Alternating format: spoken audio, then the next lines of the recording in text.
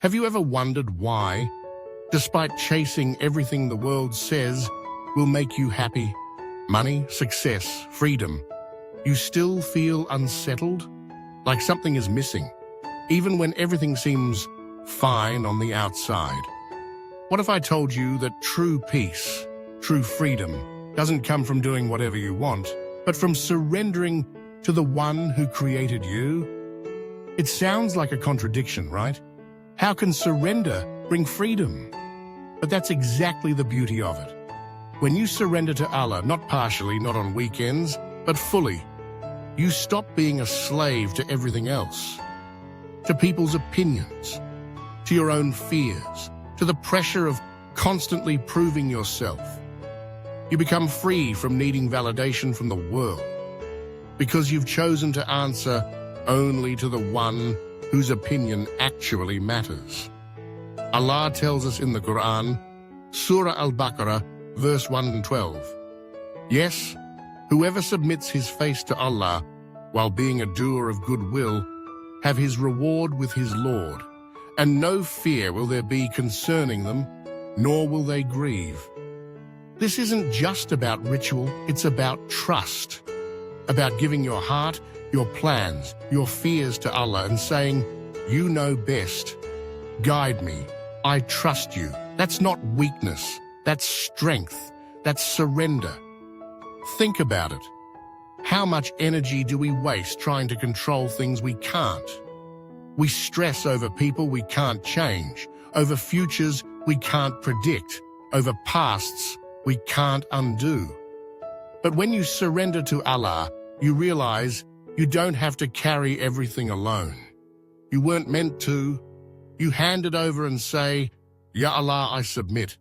You lead, I'll follow." And when you do that, something incredible happens. You find peace. Not because life suddenly becomes easy, but because your heart no longer depends on the outcome. Your peace isn't tied to whether things go your way.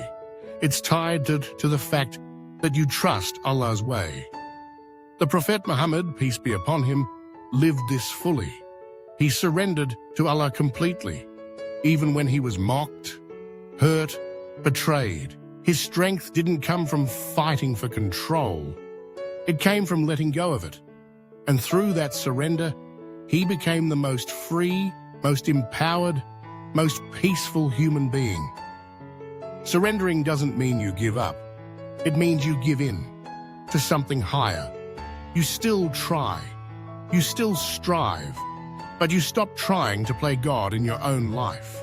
You stop saying, "I know what's best," and start saying, "Allah, guide me to what's best." There's a verse in Surah At-Tawbah that says, "Say, never will we be struck except by what Allah has decreed for us.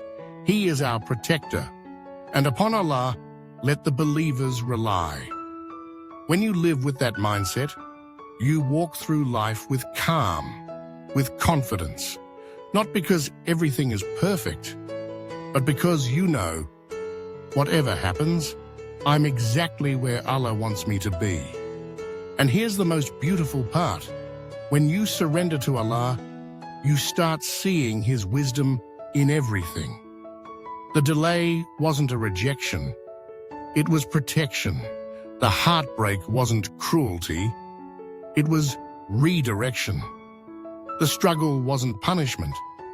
It was purification. And you wouldn't trade that for the world. So if your heart feels heavy, if you're tired of carrying it all on your own, if you're done pretending to be in control, maybe it's time. Time to surrender. Not because you're weak, but because you're ready to be free. If this message touched your heart, don't let it stop here. Subscribe to the channel so we can keep exploring these timeless truths together. And share this with someone you love. Someone who might just be waiting for the reminder that surrendering to Allah is the most powerful step they'll ever take. Because in surrendering to Allah, you don't lose yourself. You finally find who you are meant to be.